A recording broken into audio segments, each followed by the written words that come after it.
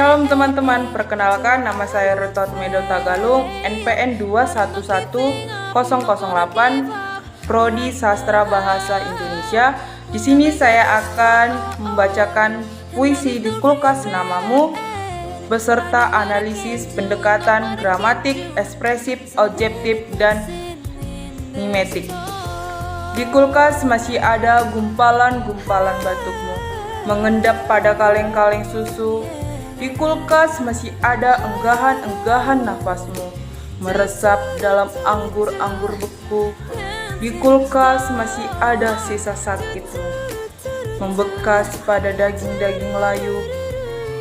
Di kulkas masih ada bisikan-bisikan rahasiamu tersimpan dalam botol-botol waktu. Baik, di sini saya akan menjelaskan Di Kulkas Namamu dengan analisis pendekatan mimetik.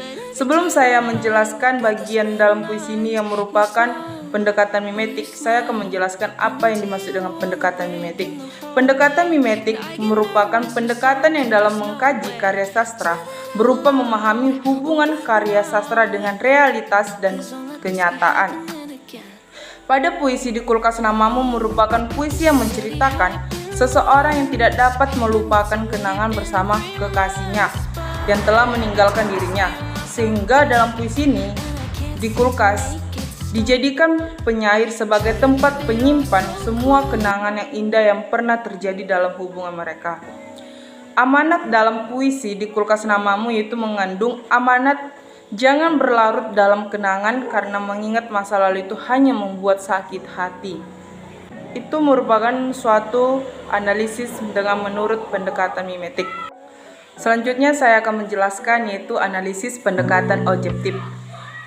Pendekatan objektif merupakan suatu pendekatan dalam ilmu sastra yang cara kerjanya menganalisis unsur-unsur struktur yang membangun karya sastra serta mencari referensi dan keterkaitan unsur-unsur tersebut dalam rangka mencapai kebetulan makna, yaitu di mana satu unsur tema. Tema puisi Di Kulkas Namamu menceritakan tentang seorang yang sedang menyimpan banyak sebuah kenangan dengan menggunakan kulkas sebagai tempat penyimpanan kenangan tersebut. Kedua, unsur tipografi. Unsur tipografi dalam puisi Di Kulkas Namamu merupakan puisi yang terdiri atas 3 bait dan setiap bait terdiri dari 3 baris, dan pada puisi ini terdiri dari 12 kalimat yang dimana setiap kalimat dalam puisi ini dapat dibaca dengan jelas dengan memperhatikan setiap kalimat yang ingin dibacakan oleh penyair. Ketiga, yaitu unsur perasaan.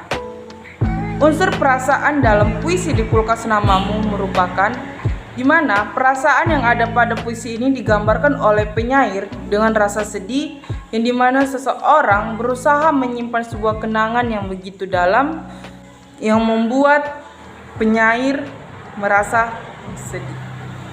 Keempat, yaitu unsur nada. Unsur nada pada puisi Di Kulkas Namamu ialah menggambarkan sikap penyair yang begitu sedih terhadap kenangan di masa lalunya yang dimana kenangan itu masih teringat ataupun tersimpan di dalam pikiran penyair. Kelima, irama.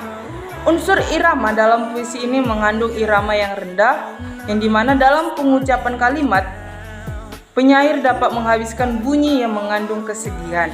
Jadi di dalam puisi Di Kulkas Namamu, agar kesedihan dalam puisi ini dapat dirasakan oleh pendengar, maka penyair menggunakan irama yang rendah supaya mendapat kesedihan yang terdapat di dalam puisi tersebut. Keenam, unsur gaya bahasa. Di dalam puisi Di Kulkas Namamu terdapat majas personifikasi yang dimana merupakan majas personifikasi merupakan majas yang seakan-akan benda mati itu sanggup atau mampu bersifat bertindak layaknya manusia.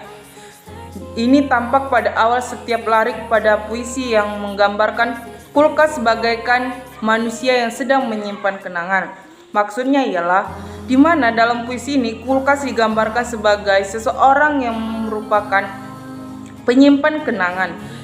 Jadi di dalam puisi ini kulkas dijadikan sebagai penyimpan kenangan ataupun seseorang yang berusaha menyimpan kenangan dalam hidupnya. 7 yaitu unsur amanat. Unsur amanat pesan dalam puisi di kulkas namamu ialah jangan mengingat masa lalu yang membuat kita sakit hati kembali. Baik, di sini saya akan melanjutkan yaitu menjelaskan pendekatan ekspresif.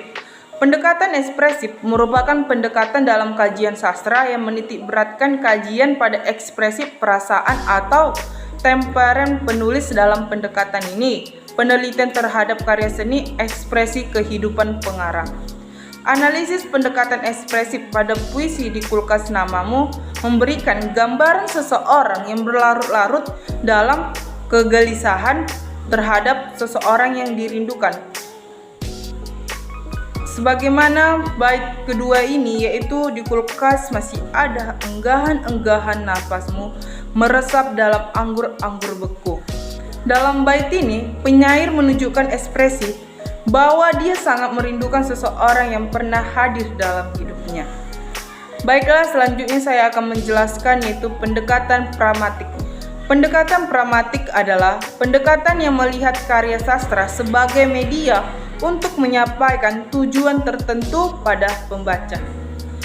Dalam analisis puisi di kulkas namamu karya Djoko Pinurbo ialah menceritakan seseorang yang merindukan kenangan di masa lalunya dengan orang yang dia sayang, namun semua kini telah menjadi kenangan yang dimana kenangan itu tidak dapat dilupakan.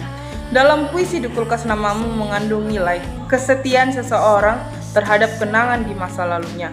Oleh sebab itu, pendekatan gramatik yang terdapat di dalam puisi ini merupakan suatu media yang dijadikan kulkas sebagai penyimpan kenangan dalam hidupnya. Sekianlah hasil penjelasan saya, yaitu penjelasan analisis pendekatan puisi di kulkas namamu. Kurang lebih dalam penyampaian saya mohon maaf. Sekian dan terima kasih. Shalom.